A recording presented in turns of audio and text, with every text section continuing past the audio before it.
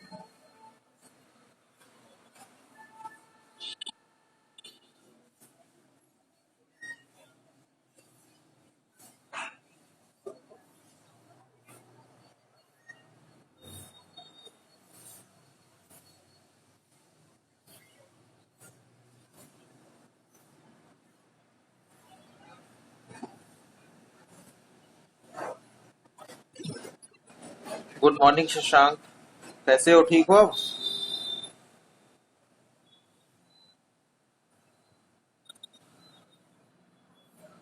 नितिन सैनी, नितिन सैनी,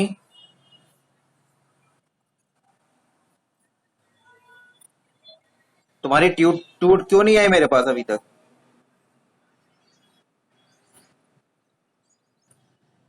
अरे तो ठीक है, उसके बाद क्या आप लिखोगे ही नहीं? ये बताइए, ट्यूट शीट 2 मैंने आपको सितंबर में दी थी, अक्टूबर आज 22 हो गया है। तो अगर 1 घंटे का भी आपके पास समय नहीं है तो फिर बहुत बड़ी बात है ये।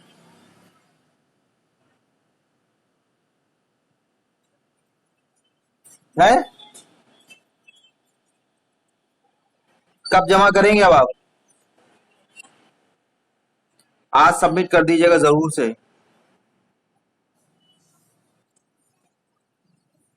आशीष दुबे, बताओ बेटा। बिल्कुल बिल्कुल बिल्कुल, यहाँ पे चैट बॉक्स में अपना अटेंडेंस लिख दीजिए। मैं कौन है बताओ, नाम बताओ। अच्छा ठीक है। और and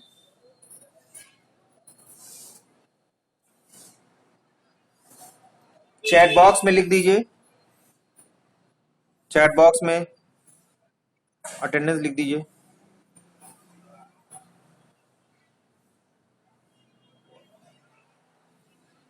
now you can leave. But जो है ये ध्यान रखिएगा, लेक्चर सारे अब डाउनलोड कर लीजिएगा, नोट्स भी ध्यान रखिएगा। कल जो नेटवर्क प्रॉब्लम की वजह से लेक्चर में थोड़ी सी दिक्कत आ गई, तो उधर से मैं कवर करते हुए आगे चलूंगा। तो आप वीडियो में इसको, जो उसमें हालांकि जो मैंने आपको कल वीडियो दिया था उसमें सब कुछ क्लियर था। ठीक है। हाँ, और ये आज वाला भी देख लीजिएगा जो मैं कवर कर दूंगा इसको। ठीक है, you can leave now.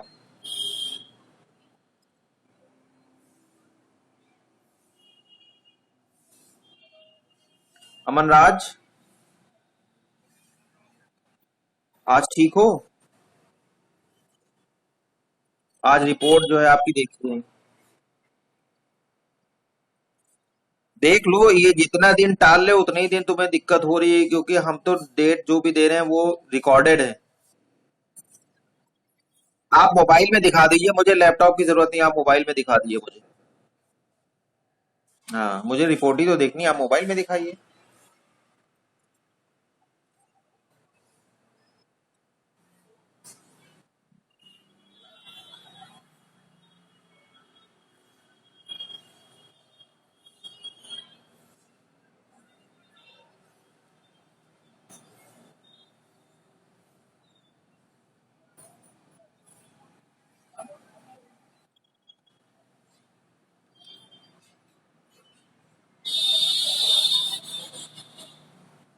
So I am going to cover the topic from where I left yesterday, control theory for congestion control.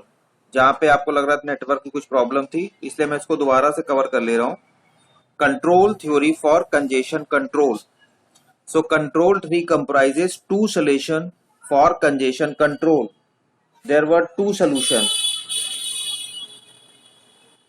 First one is open loop. Open loop directly solution attempt to solve the problem by good design to make sure it does not occur in first place whenever you are going to send your packet or send any stations information to the other station. तो this should not occur. Design must be like that कि वो पहले ही attempt में या पहले ही frame के साथ ना हो. Once system is up and running, bit course corrections are not entertained or made. So it should be ensure. कौन है?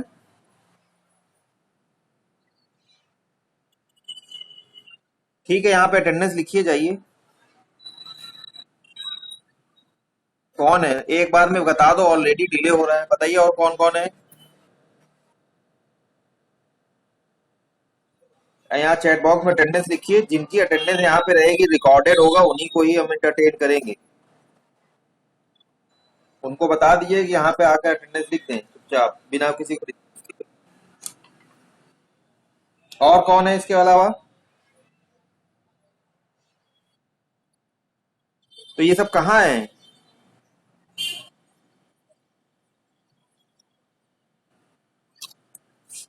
तो ये इन्फॉर्म करना जरूरी था ना. उनसे कहिए आके ज्वाइन करके, और उसके बाद ज्वाइन कर लें या बाद में करें. हाँ, प्रखर से भी कहिए. जिनकी अटेंडेंस यहाँ चैट बॉक्स में लिखी होगी या जिन्होंने हमें बात की होगी, उन्हीं की अटेंडेंस लगेगी. उनको बताइए कि सीधे आए यहाँ पे ज्वाइन करें, चैट बॉक्स में अपने अटेंडेंस लिखें, और they are permitted to leave. हाँ ठीक है, बाकी लोग भी ध्यान रखें. हर्षित जायसवाल तुम्हारा भी है?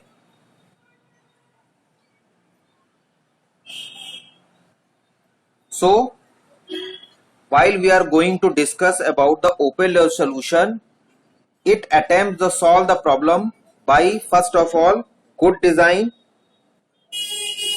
and it must be ensured that it does not occur in first place. It does not happen with first format or first frame.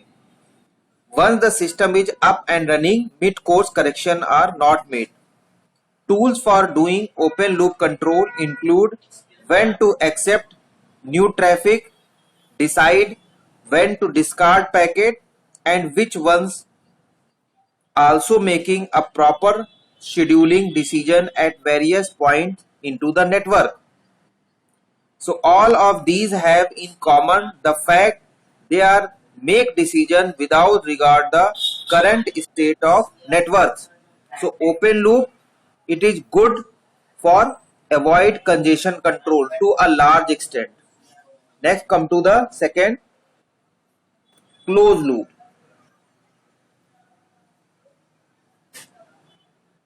In contrast, the closed loop solution are based the concept of feedback, which I already told you yesterday. It concept is based on the feedback. The feedback given by the first frame or the another frame to the sender, then only necessary arrangement is made and precautions are kept out during further sending of any packets. So until unless if the sender is not aware about the actual problem during the network, actual problem whatever happen in midway of the travel, और receiver के and पे भी क्या problem हो रही है, it's knowledge about the capacity of the receiver, bandwidth of the receiver, this only come to know by the sender after the sending of first packet and acknowledgement against the first packet. So this situation mainly focused on the three parts or the three main important terms. First one is, तो जो close loop के आपके जो three part होते हैं, हाँ सौम्य attendance लिखो बेटा। First, monitor the system to detect when and where congestion occur.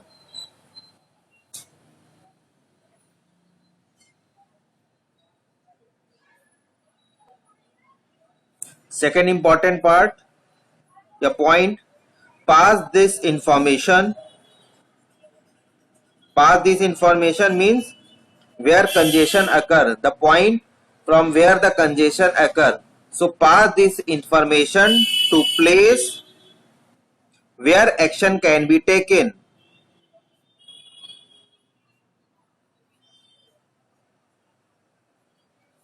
And third important part, adjust system operation to correct the problem.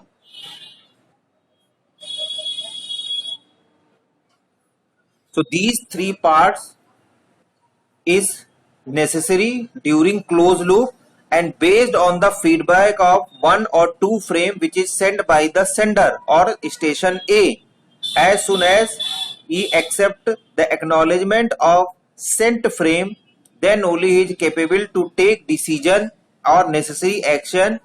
Include these three parts. First, monitor the system to detect when and where congestion occur. Second, as soon as the sender comes to know that the point from which the congestion is starting, this information is passed to place where a necessary action or the actual action can be taken, as well as adjust system operation to correct the problem. So these are the three necessary action taken during the solution of closed loop. तो दो part मैंने आपको बताया, दो method है, दो solution है, control theory of congestion control.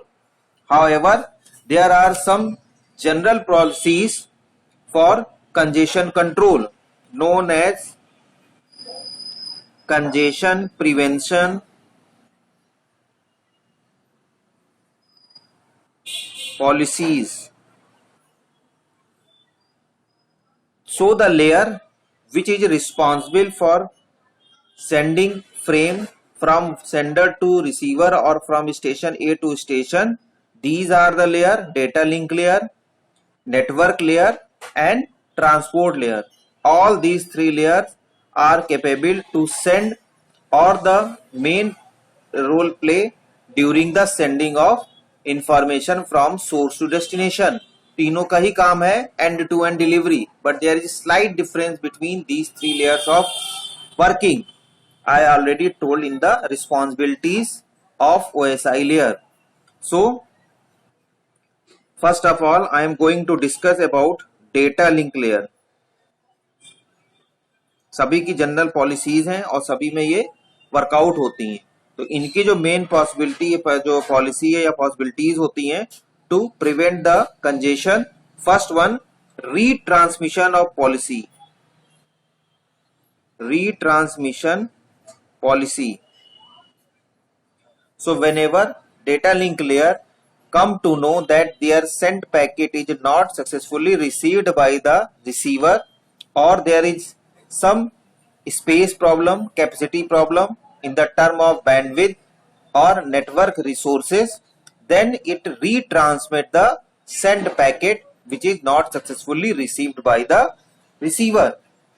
Second one, जो प्रिवेंशन है, out of order caching policy. There should be also a caching policy, means the whatever packet is not directly sent to the receiver end, or the packet is destroyed and no more in the network, these lost packet is stored somewhere, and whenever it is required it come to the into the sender side as well as receiver side. Proper logging, proper information is made to the both end, sender और receiver. इनको आप directly छोड़ नहीं देंगे तो इनकी information भी साथ ही साथ रहती है, जो कि ऑलरेडी ना ही सेंडर के साइड इंफॉर्मेशन पहुंची है, लॉस्ट हो गए, या रिसीवर के साइड, लेकिन उन पैकेट के नंबर्स क्योंकि ऑलरेडी कम्युनिकेट कर दिया जाता है सीक्वेंस नंबर के अकॉर्डिंग और साथ ही साथ एड्रेस जो पैकेट का रहता है, ये पैकेट आने वाला ये बीच ट्रेवलिंग में है, तो उस सबकी इंफॉर्मेशन लॉग इन लॉग सब कुछ अपडेट रहता है। Third one is very important, acknowledgement policy.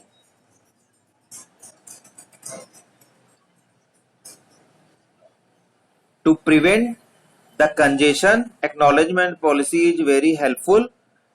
Whenever you received acknowledgement for your sent packet, you directly receive or come to the conclusion that whether your packet is sent successfully or there is mishappening about your packet or frame.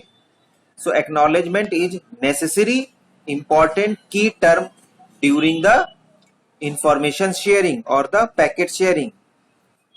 Third one is flow control policy. This is also important task of data link layer or is important responsibility of data link layer.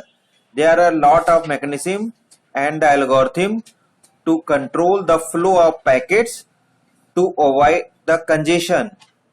The congestion causes also a flow out of flow. जब ज्यादा flow हो जाता है या capacity जो receiver की उससे ज्यादा आप पैकेट सेंड कर देते हैं और नेटवर्क में वो सारे ट्रेवल करने लगते हैं, it is the also cause of congestion. So flow control policies come to existence and it is directly dealed by the data link layer. There are lot of protocol to control the flow of packets, जिसमें हमने आपको बताया था stop and wait as well as sliding window protocol. दोनों ही important protocol हैं. With the help of these protocol, control of flow is managed. Second है network layer. जो प्रिवेंशन पॉलिसीज हैं वो डेटा लिंक लेयर के अगेंस्ट और साथ ही साथ नेटवर्क लेयर के लिए क्या करते हैं. सबसे पहले नेटवर्क लेयर का भी काम यही होता है. तो डिफरेंट सर्किट जैसे कि virtual circuit must be established. First one is virtual circuit must be established to avoid congestion control, to avoid the congestion. Second, packet queuing and service policy.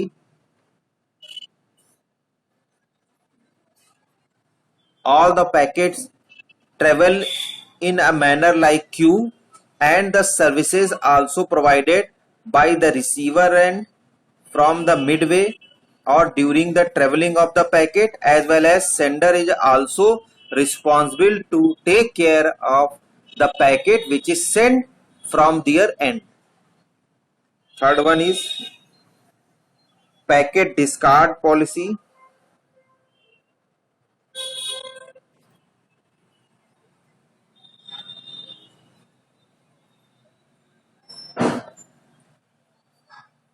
As the packet is not up to the date, as the packet is hacked or unauthorized access by the unauthorized user, then these packets are discarded from the receiver end after the confirmation of sender.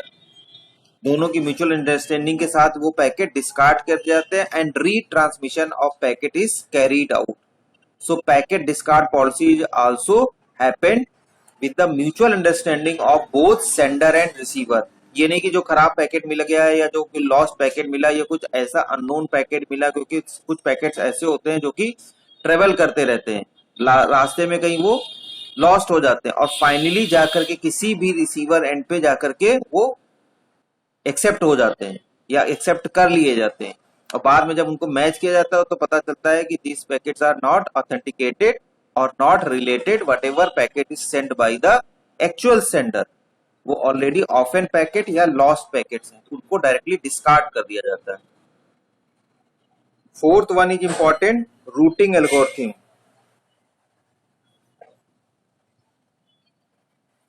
This is also congestion prevention policy. Whenever you are come to know that if any route is very much busy, so according to the routing process, according to the routing algorithm, you can adopt a new route during the packet sending process, whatever it is in the midway or it is in starting position. किसी भी समय अगर ऐसा होता है तो आप तुरंत रूट चेंज कर सकते हैं with the help of different routers available in the path. उनके कंसिडरेशन से आप रूट को भी चेंज करते हैं डायनेमिक एंड पे भी. So routing algorithm is very much effective to avoid congestion. दो तरह की routing algorithm already discussed. First one was distance vector routing, second was link state routing, and fifth policy packet life time management.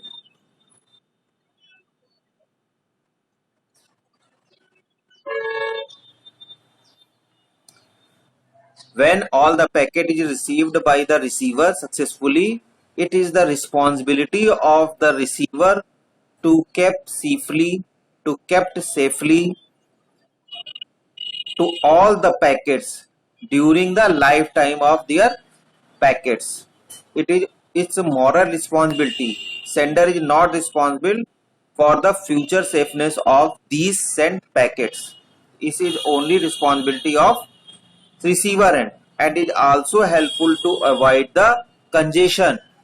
आपने अगर संभाल के रखा हुआ है whenever sender sends again these packets for some meaningful purpose, तो आप उसको डायरेक्टली मना कर सकते हैं कि these packet is already reserved for him and it is stored at their site, so no need to send these packets.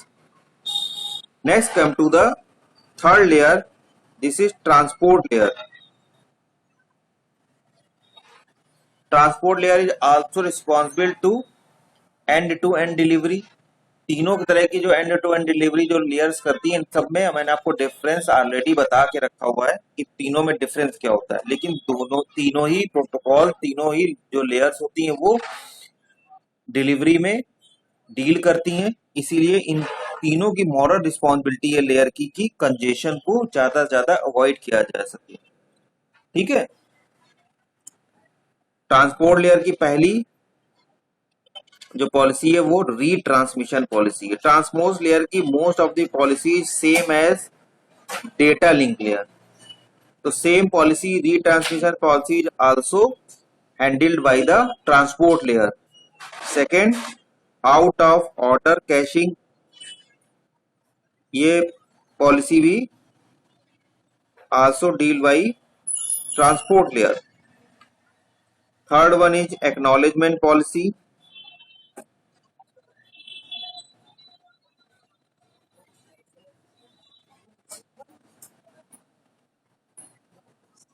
Fourth one is flow control policy. These all policies same as the data link layer policy. Only the important and different policy from the data link layer is that is timeout policy. Timeout policy. So this is the policy whenever transport layer do the work from sender to receiver packet sending process, it's initiate a timer within a limited interval of time or the allotted interval of time. If packet is sent successfully, then packet is accepted by the receiver and the acknowledgement of the sent packet is sent to the receiver. If the time interval is passed out or elapsed, then acknowledgement is not sent to the receiver, so fresh retransmission is carried out. So it is also helpful to avoid congestion.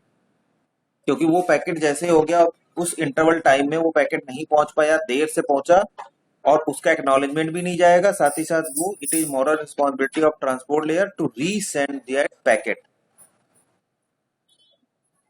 Kartik Panchal, बहुत late से join किया आपने.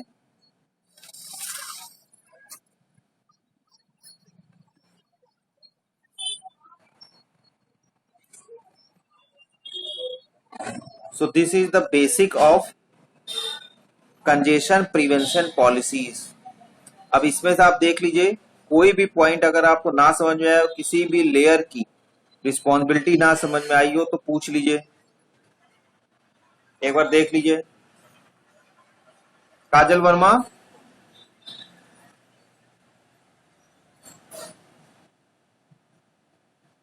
समझ में आया? Congestion prevention policies. अच्छा, देख पा रही हो मैं क्या लिखा हूं मैंने? बताइए ट्रांसपोर्ट लेयर की कौन कौन सी पॉलिसीज होती हैं?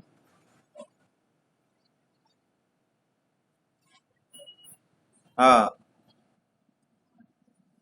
हाँ। हाँ शायद। एंड और सेकंड,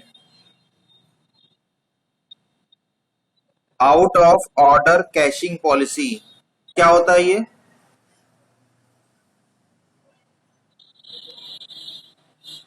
इस पॉलिसी में क्या होता है? आउट ऑफ ऑर्डर का मतलब क्या हुआ?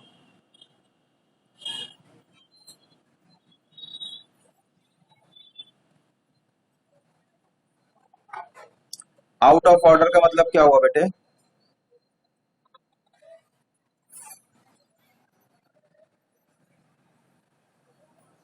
काजल वर्मा, आउट ऑफ ऑर्डर का मतलब क्या हुआ?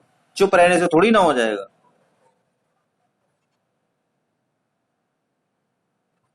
अभी तो आप रिवाइंड भी नहीं कर पाएंगे।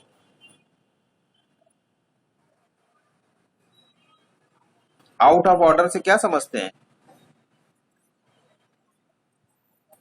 रीट्रांसमिशन क्या होता है?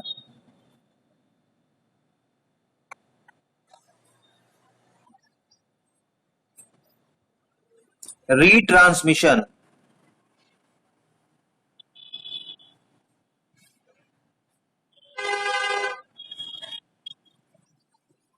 दोबारा कब होता है दोबारा ट्रांसमिशन?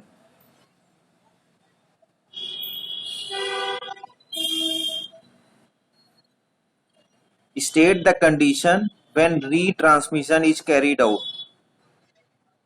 कब होता है दोबारा ट्रांसमिशन?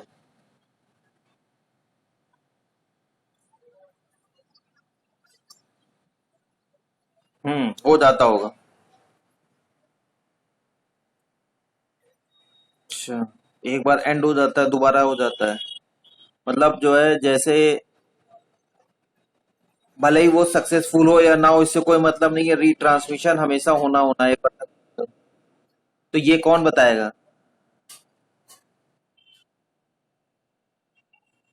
हाँ जी।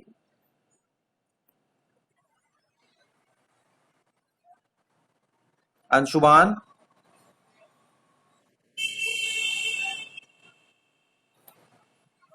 Anshuman, control theory for congestion control के कितने दो सॉल्यूशंस हैं? तीन है, चार हैं, कितने सॉल्यूशंस हैं?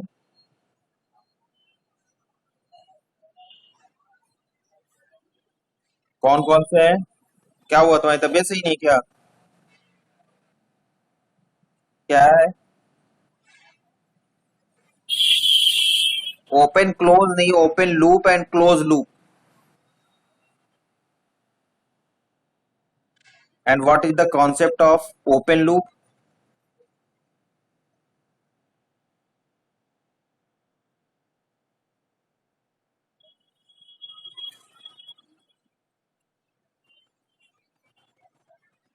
देखिए इधर उधर की बातें नहीं करिए, सबसे इंपॉर्टेंट है की टर्म को पढ़ना। मैंने ऑलरेडी आपको बता के रखा हुआ है, whenever you are going to learn any topic उसके की पॉइंट को पहले आप पकड़िए। Open loop is directly based on good design. Designing आपकी इस तरह से होनी चाहिए कि whenever you are going to send your packet, packet इस तरह से होना चाहिए, फ्रेम आपका इस तरह का होना चाहिए कि फर्स्ट अटेम्प्ट जो फर्स्ट पैकेट है उस पर कोई भी इफेक्ट ना हो। और एक बार रनिंग प्रोसेस अगर आपका चल गया ठीक से और एक्नॉलेजमेंट आने लगा तो एंटायर पैकेट आपका सक्सेसफुली रिसीव हो जाएगा। लेकिन जो स्टार्टिंग पैकेट है उस पे ही सबसे ज्यादा फोकस करना होता है, उसी को स्ट्रीम करना होगा, उसकी साइज लिमिटेड रखनी होगी according to the channel capacity.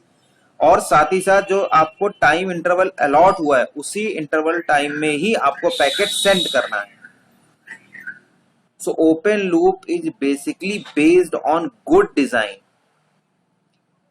ये मेन कॉन्सेप्ट है, ठीक है। बाकी उसके सब्सिडरी पॉइंट तो हैं कि उसके बाद जो है आपको ध्यान रखना चाहिए कि ये फर्स्ट प्लेस पे ना कभी हो, ठीक है। एक बार हो गया अगर मान लीजिए, तो रनिंग जब प्रोसेस हो गया है तो रनिंग प्रोसेस के बीच में आप कोई चेंज नहीं करेंगे until unless you didn't accept all the acknowledgement of sent packets. और क्लोज लूप में क्या करते हैं, क्या कॉन्सेप्ट है main?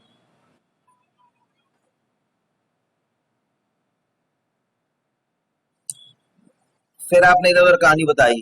Close loop feedback, exactly, close loop is based on feedback only. जैसे ही एक पैकेट आपका सेंड हुआ और आप वेट करते हैं feedback against the sent packet, और उसके अकॉर्डिंग ही जो आपके 3 पॉइंट्स हैं जिसमें आप करते हैं क्या, पहले मॉनिटर करते हैं, उसके बाद उस इंफॉर्मेशन को पास करते हैं जहां पे इंपॉर्टेंट है कि एक्शन कोई भी आपका लिया जा सके, और साथ ही साथ नेटवर्क ऑपरेशन या सिस्टम ऑपरेशन में जहां कहीं भी कोई प्रॉब्लम होती है उसको रेक्टिफाई करते हैं, एडजस्ट करते हैं। लेकिन ये सब कुछ बेस होता है किस पे? फीडबैक पे। तो दो ही मेथड्स हैं, कंजेशन जो आपकी अवॉइडेंस को या कह सकते हैं कंट्रोल करने के मेन तरीकों, जिसमें कंट्रोल थ्योरी के कॉन्सेप्ट में ये बात है।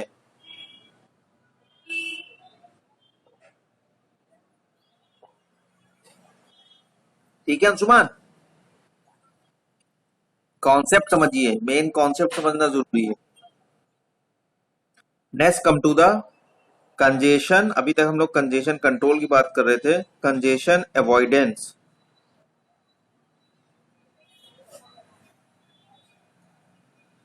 These are the method by which we are able to avoid the congestion. अभी तक हम जितनी बात कर रहे थे वो कंजेशन क्या हो रहा था, कंजेशन को कंट्रोल कैसे कर रहे थे, और अब कंजेशन को अवॉइड कैसे करना है। अगर लग रहा है तो उसको कैसे अवॉइड करा जा सकता है। तो फर्स्ट जो मेथड है इसका, जो वो मेथड है over provisioning. Provisioning, over provisioning का मतलब हो गया to provide much better router capacity, buffer space, bandwidth, so that packet justify through the receiver end easily, but it is expensive. Over provisioning का मतलब जितनी कैपेसिटी उससे बढ़ा करके, ओवर का नाम ही यही हुआ, ओवर का काम यही है कि जो भी कैपेसिटी रिक्वायर्ड है, जो आपको लग रहा है अगर कैपेसिटी वहां पे 1 टेराबाइट की है तो आप उसको 1.5 टेराबाइट की कर दीजिए टू अवॉइड द कंजेशन। अगर आपको लग रहा है कि स्पीड जहां आपको 60 से लेकर के 80 एमबीपीएस की जरूरत है तो आप उसको 100 से 150 तक की स्पीड प्रोवाइड करा दीजिए, तो कंजेशन ऑटोमेटिकली अवॉइड हो सकता है। ठीक है। So the over provisioning directly deals with the factor first, much capacity of router, second one buffer space increased, third one bandwidth is high,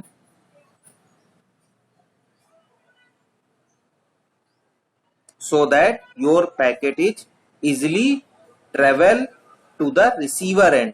But in limitation इसकी एक आप कह सकते हैं, limitation is only one, that is expensive. If you make these arrangements over to the expected requirement, so the expense of your network establishment, network जब आप establish करेंगे या नेटवर्क को एडजस्ट करेंगे और कॉन्फ़िगर करेंगे तो उसकी कॉस्ट आपकी बढ़ जाएगी, कॉस्टिंग ज्यादा हो जाएगी यहाँ पे, समझ रहे हैं।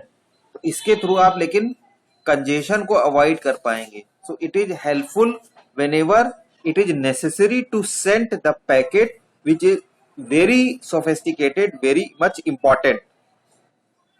सेकेंड जो मेथड है आपका कंजेशन अवॉइडेंस का वो है buffering.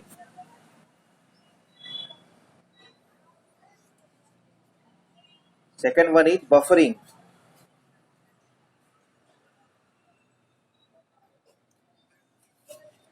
By the method buffering, the process of buffer is increased, the capacity of buffering is also increased, and the all resources which is helpful to buffer the process, buffer the operations, buffer the information must be also up to date. So buffering is the another congestion avoidance method, so that information or the packet can be sent from station A or sender to receiver B। इसके through आप आसानी से इनको भेज सकते हैं। तो दो ही मेथड है कंजेशन को अवॉइड करने के, इससे आप सिर्फ अवॉइड कर सकते हैं। ये भी श्योरिटी नहीं है कि आप पूरी तरह से बच जाए। प्रिवेंशन की इसलिए पॉलिसी ऑलरेडी आपको बता दी गई है, यहाँ पे प्रिवेंशन की पॉलिसी बता दी गई है कि आप ये ध्यान रखिए। लेकिन बहुत सारे फैक्टर्स को ही साथ में लेकर के पहले तो कंट्रोल कर सकते हैं, कंट्रोल करने के साथ प्रिवेंट कर सकते हैं, साथ ही साथ अवॉइड भी कर सकते हैं। तो आइदर ये आप तीनों जो मेथड्स है इनको कंबाइन कर लीजिए, ग्रुप कर लीजिए, या एज पर योर रिकॉर्डिंग या as per your requirement you can also go with any other methods. किसी मेथड के साथ भी आप जा सकते हैं, क्योंकि जैसे जैसे आप कंबाइन करते चले जाएंगे तो क्या होगा, कॉम्प्लेक्स होता चला जाएगा और साथ ही साथ कॉस्टिंग आपकी नेटवर्क एस्टेब्लिशमेंट की बढ़ जाएगी। Now I am going to discuss another important topic, that is congestion versus flow control. ये बहुत इंपॉर्टेंट क्वेश्चन है, वेरी इंपॉर्टेंट क्वेश्चन है। ये पूछा जा चुका है कई बार और कंपटीशन एग्जाम में भी पूछा जाता है कि कंजेशन कंट्रोल और फ्लो कंट्रोल में डिफरेंस क्या है, यानी कंजेशन कंट्रोल और फ्लो कंट्रोल क्या सेम है, सिनोनिम्स है, या इनमें कुछ डिफरेंस है। तो आप में से मुझे कोई बताइए, क्योंकि हम फ्लो कंट्रोल भी आपको बता चुके हैं और कंजेशन कंट्रोल भी मैंने अब तक आपको कंजेशन और कंजेशन कंट्रोल बताया है। तो उसके बेसिस पे आप मुझे बताइए कि इसमें डिफरेंस क्या है। आकृति,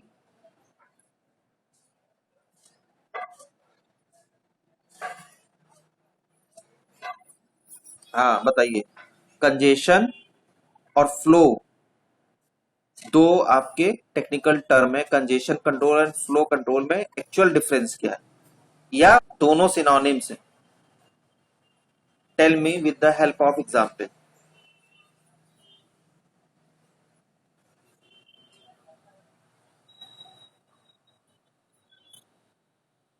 आकृति, are you understand my question?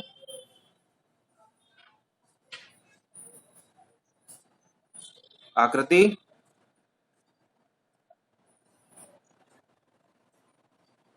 Network तो नहीं चला गया तुम्हारा? दोबारा से ज्वाइन करो, तुम्हारी तो आवाज ही नहीं आ रही, नेटवर्क ही चला गया तुम्हारा।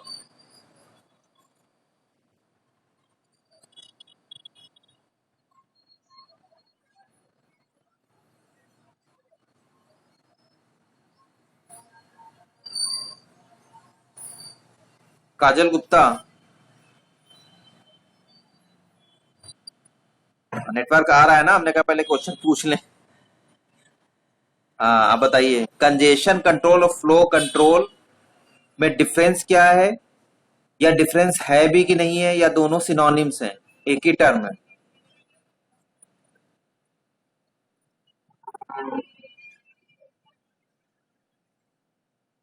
अच्छा, और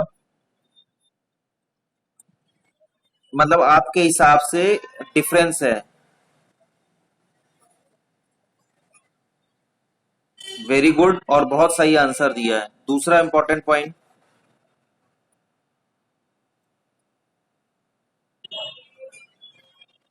this is absolutely right. First point is absolutely right, and second point, ये तो आपने दोनों के बारे में थोड़ा सा जो कॉमन है वो बता दिया, और जो कि सही भी है। Second point, second actual point जो कि इनको रेफर करें, साथ ही साथ इनकी जो एक्चुअल वर्किंग या प्रॉपर्टी है उससे डील करें। आकृति, तुम्हारा नेटवर्क चला गया था क्या? आप बताओ। चलो, एक काजल ने तो एक पॉइंट बताया, काजल गुप्ता ने, कंजेशन कंट्रोल और फ्लो कंट्रोल में एक्चुअल डिफरेंस क्या है। अब आप बताइए। उन्होंने तो ये बताया कि ये डिफर, दोनों टर्म डिफर।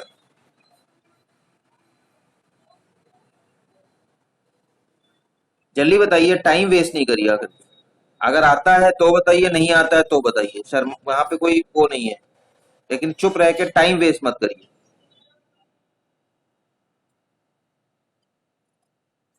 दोनों सेम है।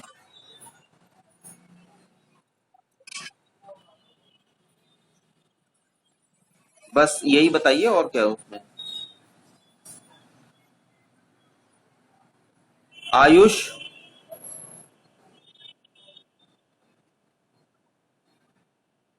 बताओ बेटा, बता पाएंगे इस आंसर को?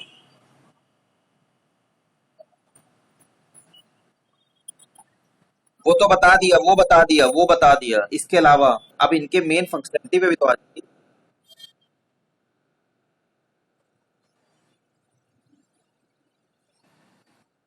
और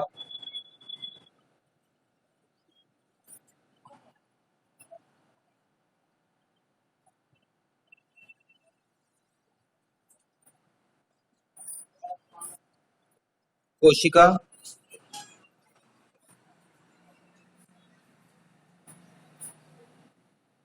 बताओ बेटा।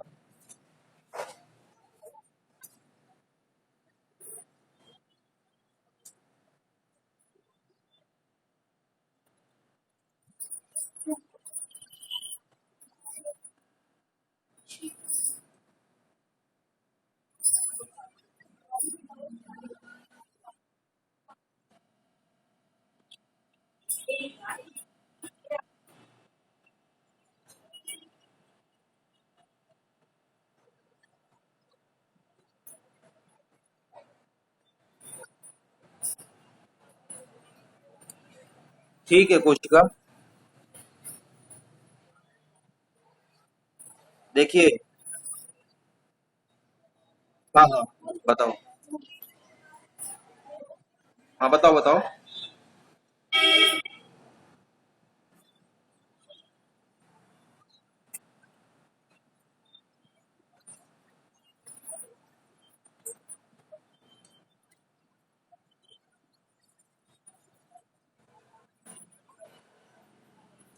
देखिए, पहला वाला पॉइंट काजल गुप्ता का सही था।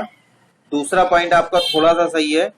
पहली बात, कंजेशन कंट्रोल, इट डायरेक्टली और only for traffic control. While, जो आपने पहला पॉइंट कहा, while flow control deal with the controlling of flow of packets और the frames. I already told you the end-to-end delivery of data link layer, network layer and transport layer. तो जो difference यहाँ and to and delivery में होता है, in comparison और in context of these three layer, same difference वहां भी होता है। कंजेशन कंट्रोल जो होता है वो ट्रैफिक से रिलेटेड है, और this is actual general issue है। जो फ्लो कंट्रोल होता है वो सिर्फ और सिर्फ जो पैकेट्स या फ्रेम्स होते हैं उनको, उनके फ्लो को कंट्रोल करता है, और ये रिस्ट्रिक्टेड होता है पेयर ऑफ नोड्स या पॉइंट टू पॉइंट नेटवर्क के लिए। वाइल जो कंजेशन होता है वो एंटायर नेटवर्क के लिए होता है। It deals with the entire network. So मैं लिख भी दे रहा हूं यहां पे जिससे याद रहे, हालांकि मैंने आपको बता दिया है। इट कंट्रोल्स द ट्रैफिक, ये पूछा गया क्वेश्चन शॉर्ट में,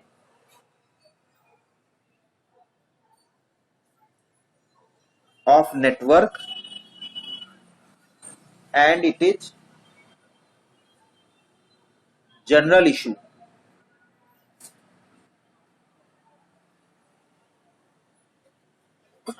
Sorry.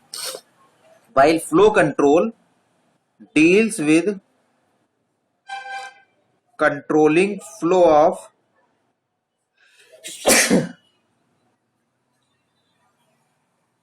information between pair of nodes in point to point network.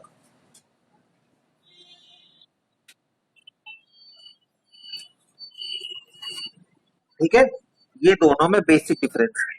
तो दोनों सेम एक्टिविटी नहीं है। और साथ ही जो काजल गुप्ता ने पहला पॉइंट बताया था, flow control is the actual responsibility of your data link layer, why the congestion control is the actual responsibility of network as well as transport layer. ठीक है, नाउ कम टू द, जब traffic की बात हुई है तो important and very much important topic traffic shaping, और it is also known as packet shaping.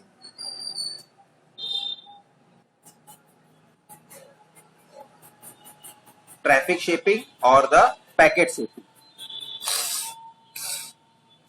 Traffic से तो आपको पता ही है, शेपिंग का मतलब किस तरह से इसको पैकेट्स को आप मैनेज करें, कौन से मेथड यूज करें by which the flow of packets जो कि अनरेगुलेटेड है वो रेगुलेटेड फॉर्म में रिसीवर एंड तक पहुंच जाए। यानी ऐसा mechanism during the path in the Midway, so that the packet which are unregulated traveling into the way, into the path, must be regulated and sent successfully to the receiver end. So the traffic shaping enables to increase network performance by controlling the amount of data that flows into and out of the network. Traffic is queued, categorized, queued and directed according to the network. Three important points. And directed according to the network policies. It regulates the network by slowing the transmission of packets classified as less important as well as high priority or high importance, so that actual information and actual the packets must be sent to the receiver end according to their priorities. So this mechanism is known as traffic shaping. इसमें किसी को कोई problem है, definition ना समझ में आई हो तो पूछ लीजिए, एक बार मैं दोबारा इसको रिवाइज कर देता हूं कि एक्चुअल में ट्रैफिक शेपिंग होता क्या है।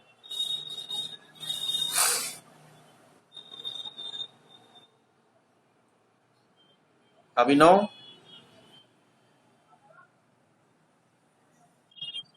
समझ में आया ट्रैफिक शेपिंग क्या होता है? तो फिर बता दो।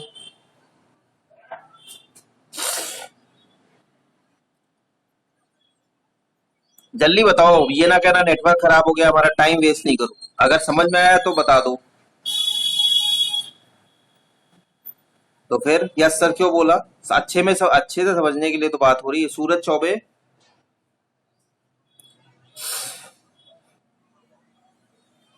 सूरज चौबे,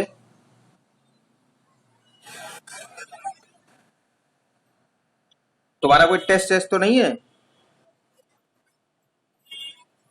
तो तैयारी कर रहे थे कि इधर पढ़ रहे थे? ट्रैफिक शेपिंग समझ में आया?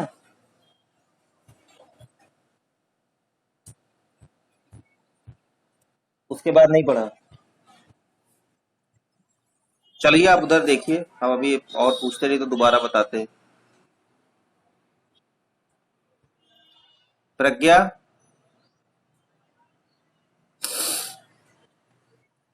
हाँ बताइए ट्रैफिक शेपिंग। तो बोला तो नहीं तुमने, जब पूछते हैं तब तभी ये सब प्रॉब्लम आती है। प्रखर तिवारी,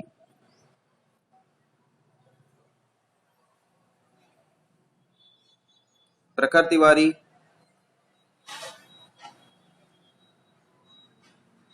प्रखर तिवारी का तो नेटवर्क ही गड़बड़ हो गया है, उसको रिमूव कर दिया हमने इसीलिए, इसका नेटवर्क गड़बड़ हो गया। तो फिर स्वर्णिम, हाँ ट्रैफिक शेपिंग क्या होता है, किसी को आता है? तो हाँ में हाँ क्यों मिलाते हो भैया, तुरंत बताओ ना कि सर नहीं समझ में आया, दोबारा से बताइए, ये भी हम पूछेंगे। तान्या,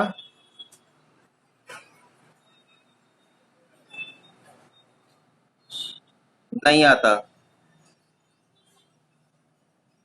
है?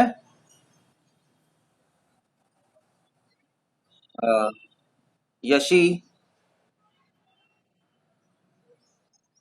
हाँ ट्रैफिक शेपिंग,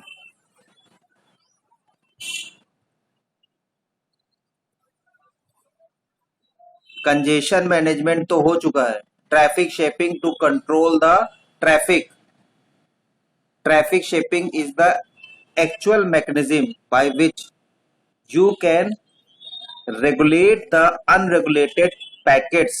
मैंने बोला ना, जो ट्रैफिक के बीच की बात है, कंजेशन की बात नहीं है। एक बार कंजेशन आपका डिटेक्ट हो गया, अवॉइड हो गया, उसमें आपने सारे प्रिवेंशन ले लिए, तो ट्रैफिक में जो मिडवे है उसको किस तरह से रेगुलेट करें। भाई ट्रैफिक में क्या होता है, अनरेगुलेशन होता है, मिसमैच होता है, जिगजैग फॉर्म में पैकेट ट्रेवल करते हैं, ठीक है, उनको ही रेगुलेट करना है, जिगजैग फॉर्म में ट्रेवल ना हो, प्रॉपर क्यूइंग हो, समझ रहे हैं? तो उसको कैसे इंप्लीमेंट किया जाए, this mechanism known as traffic shaping. This also helps to categorise the packet according to the priority, जो कि क्यू का बेसिक काम है। तो उसमें सारे पैकेट्स एक ही प्रायोरिटी के नहीं होते हैं, कुछ पैकेट्स ऐसे होते हैं जिनकी प्रायोरिटी हाई होती है, very sophisticated and important packets, important data, and some packets are ordinary packet. तो according to the priority of packets is also decided, और उसी डिसीजन के बेस पे ही पैकेट को फर्दर मूव किया जाता है। बिल्कुल वैसे ही कि जैसे ट्रेन आपकी एक्सप्रेस, मेल, शताब्दी, राजधानी, ये सब और एक जनरल होती है जो पैसेंजर ट्रेन होती है, इन सब की कैटेगरी बनी होती है। लेकिन हो सकता है पैरेलली ये रन कर रहे हो, या कोई ऐसी जो पैसेंजर ट्रेन पहले से ही चल रही है, रास्ते में है, लेकिन बाद में राजधानी एक्सप्रेस पीछे से आ रही है।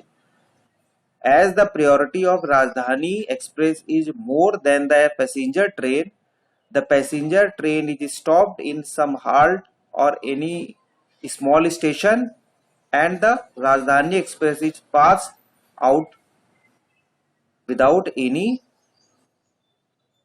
आप कह सकते हैं, इंटरवेंशन और द डिले। तो उसके लिए पैसेंजर ट्रेन को कहीं पे रोक दिया गया। Same process is also carried out in the traffic shaping. This actually mechanism is known as traffic shaping.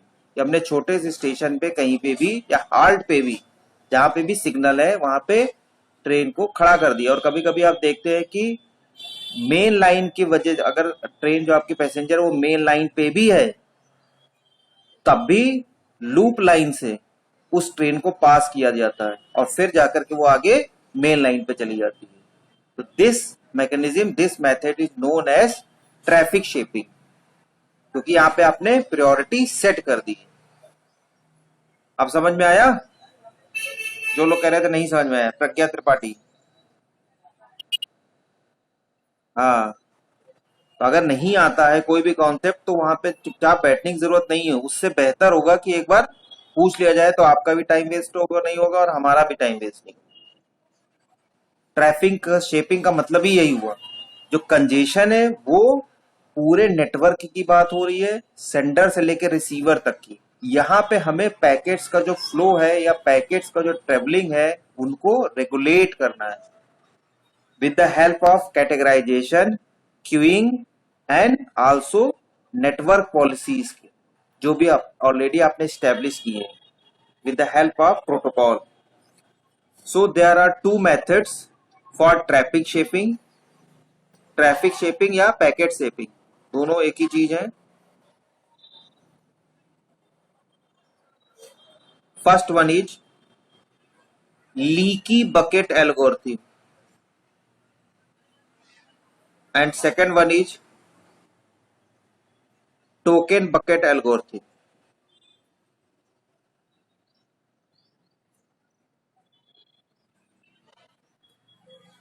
Leaky bucket algorithm and token bucket algorithm, ये मैं आगे डिस्कस करूंगा. Leaky bucket algorithm means, leaky का मतलब एक particular bucket जिसमें एक small whole है. Consider a bucket which have a small hole and it is filled with water. Water is dropped from the small hole regularly. Leaky bucket का concept इसी को आगे इंप्लीमेंट किया जा रहा है. लीकी बकेट में क्या हुआ कि एक बकेट है जिसमें एक स्मॉल होल है और पानी उसमें से ड्रॉप के फॉर्म में, ड्रिप के फॉर्म में डायरेक्टली निकल रहा है. साथ ही साथ अगर बकेट आपकी नल के नीचे रख दी जाती है, if bucket is place into the running water and tap is open, so regular interval में पानी बकेट में जा रहा है और साथ ही साथ वहां पे जो आपने स्मॉल बकेट बना के जो स्मॉल होल बना के रखा हुआ है उस बकेट में, उससे वो पानी धीरे धीरे ड्रॉप फॉर्म में आपका निकल रहा है. जो flow of water into the bucket from the tap which is high and from the flow of water from the hole at the bottom is slow speed but it in regular interval of time. यानी आपने क्या किया, वहां पे इसको regulate कर दिया. वहां पे अनरेगुलरली बहुत फ्लो में आ रहा है बकेट के अंदर, लेकिन बकेट से बाहर अकॉर्डिंग टू द कैपेसिटी और द नीड आपने उसी जो होल है उसको उसी हिसाब से सेट किया और उसमें से पानी आपका ड्रॉप फॉर्म में जा रहा है. बिल्कुल, अगर आपने ध्यान दिया हो कि जब भी आप कभी आटा पिसाने या गेहूं पिसाने चक्की पे जाते हैं तो वो जो है एक उस पे कंट्रोलर लगा होता है, उसको एक स्लाइडिंग प्लेट उससे रेगुलेट करता है. देखा होगा, कभी खींचता है कभी बढ़ा देता है, जब उससे कहते हैं थोड़ा सा महीन पीस देना, आटा थोड़ा सा महीन होना चाहिए, तो वो जो है उसके जो जहां से वो आपका गेहूं नीचे निकल रहा होता है उसका होल एकदम छोटा कर देता है. लेकिन अगर आप कहते हैं आपको मीडियम चाहिए, महीन थोड़ा सा नहीं चाहिए, नुकसान होता है, तो वो उसके प्लेट की जो विड्थ है उसको थोड़ा सा बढ़ा देता है, यानी जो होल है वो बढ़ा देता है. तो बहुत तेजी से फिर गेहूं गिरने लगते हैं और जो अभी आपका आटा होता है वो थोड़ा सा मोटा होता है, या दलिया टाइप जो होता है, अगर और थोड़ा बढ़ा देंगे तो वो दलिया टाइप का हो जाएगा. तो यही कॉन्सेप्ट यहाँ पे यूज हुआ है. समझ में आया लीकी बकेट का कॉन्सेप्ट पहले क्या होता है, फिर हम आगे इसको डिस्क्राइब करेंगे.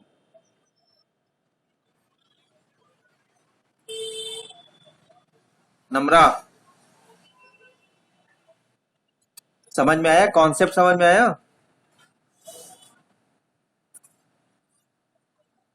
है?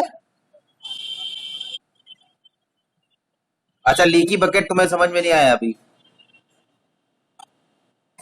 हाँ, लीकी बकेट क्योंकि तुमको लग रहा है कि ऐसा ना हो, पूछ ना ले सर. कार्तिक, अभी मैं सिर्फ मैं लीकी बकेट के बारे में बता रहा हूँ, अभी मैंने ट्रैफिक शेपिंग को इससे ऐड नहीं किया. लीकी बकेट का काम क्या है, कॉन्सेप्ट आपको समझ में आया लीकी बकेट का? अभी मैं एल्गोरिथम पे नहीं गया हूँ, इसलिए अभी डरने की जरूरत नहीं है. तो लीकी बकेट का कॉन्सेप्ट समझ में आया कि नहीं आया, या और कोई एग्जाम्पल दे?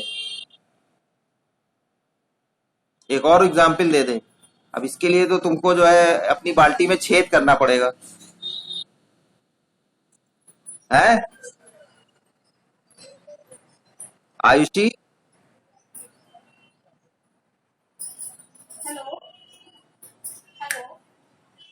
आयुषी, हाँ, कॉन्सेप्ट समझ में आया? ना समझ में आया जिसके पास, तो वो लोग यही करिए कि एक बकेट में थोड़ा सा कहीं से पुराना और कोई ले लीजिए, उसमें हल्का सा होल कर लीजिए, नल के नीचे लगाइए और फिर ऑब्जर्व कीजिए कि जो आपका टैप वाटर है और जो ड्रिप हो रहा है फ्रॉम द होल, उसके रेगुलेशन, फ्लो ऑफ रेगुलेशन में क्या अंतर है. ठीक है, लीकी बकेट उसी कॉन्सेप्ट पे ही बेस्ड है। यानी आपने एक पर्टिकुलर बड़े से प्लेस पे, बड़े से किसी भी कंटेनर में कोई भी फ्रेम, चाहे वाटर हमने एग्जाम्पल दिया, कलेक्ट किया और फाइनली उसको चेक करके, रेगुलेट करके, रेगुलेटर जैसे पंखे की स्पीड, कार्तिक पांचाल कह रहे थे और एग्जाम्पल दे दीजिए, पंखे की स्पीड करंट आ रही है लेकिन रेगुलेटर के थ्रू हम लोग बताते हैं 1, 2, 3 जो भी इनके नंबर्स होते हैं उसके अकॉर्डिंग इसकी स्पीड को कम या ज्यादा कर सकते हैं। तो रेगुलेटर जो होता है जिस तरह से पंखे का होता है वो भी लीकी बकेट का ही एग्जाम्पल है, जिसके थ्रू आप ट्रैफिक को कंट्रोल कर सकते हैं। Now it's attendance time. Chat box में सभी लोग लिख दीजिए attendance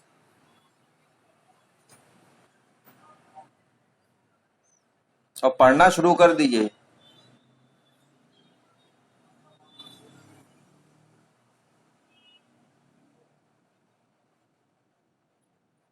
and don't leave the class. Parallelly आप दूसरी चाहे तो ज्वाइन कर लीजिए लेकिन अभी क्लास